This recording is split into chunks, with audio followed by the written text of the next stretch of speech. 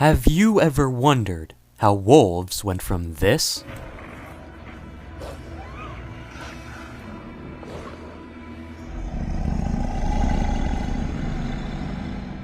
to this?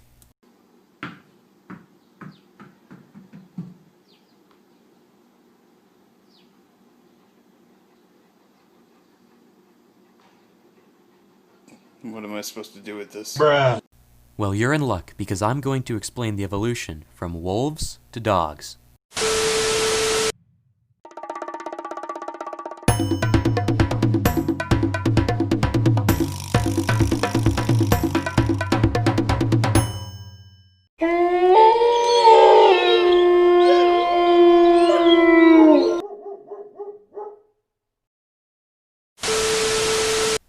It's crazy to think that 10 to 15,000 years ago, there were no dogs roaming the world.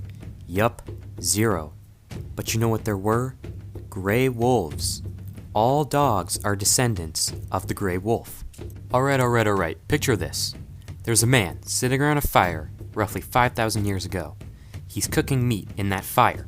A gray wolf smells the meat cooking. But imagine this.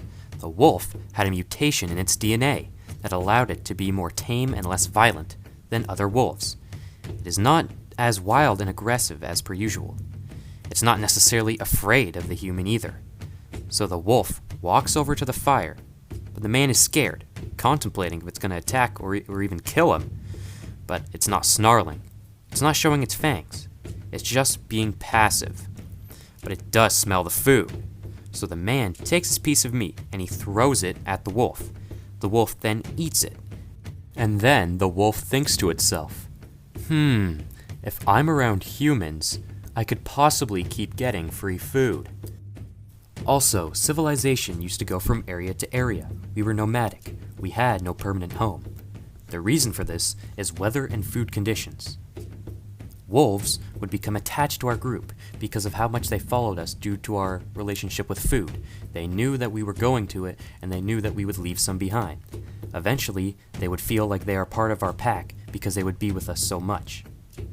Wolves are territorial. If a wolf is in an area with us, they will be defensive and defend us. Wolves could mate in areas if we stayed there long enough, thus making puppies. This would be a symbiotic relationship. The wolves would get food from us, and we would get hunting experience and defensiveness from the wolves in return. Scenarios like these could happen time and time again until you had this sort of gray wolf pet.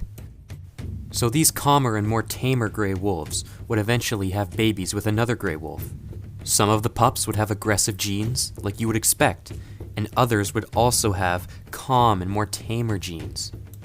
If the people didn't want the aggressive wolf pups and just wanted to get rid of them, well, they could just straight up kill them. Sheesh, that's a bit harsh. This type of early selective breeding could go on until people had their ideal wolf pet.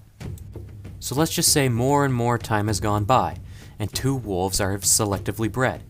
But the pup has been born with a dwarfism mutation. Some owners may like its smaller size, thinking that it's better for fitting into small nooks and crannies for hunting purposes. So from there on out, they start selectively breeding for these smaller wolf pets, which we see today as pugs and shih tzus. They would also take the fastest pups with the best noses and breed them into amazing hunting dogs. We see dogs like this today as the Great Dane. So with all that selective breeding, this gives us the dogs that we love and cherish today.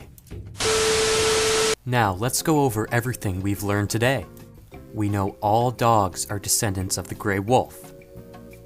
We know no dogs were on the earth between 15 to 5,000 years ago. We're not 100% on that one.